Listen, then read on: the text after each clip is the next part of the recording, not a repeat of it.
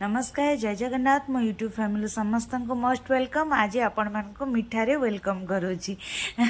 Next day सकाळू गाधे पाधे आसी मुझे मिठा किणुली मंदिर जावाई।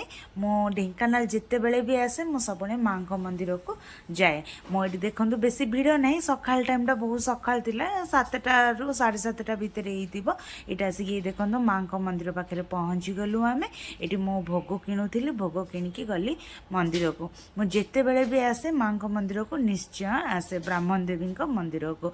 मुझे स्कूटी रखी थी मुझे भाई को पचारूली स्कूटी थी तो किसी असुविधा नहीं। से कहले हाँ झील थाओ।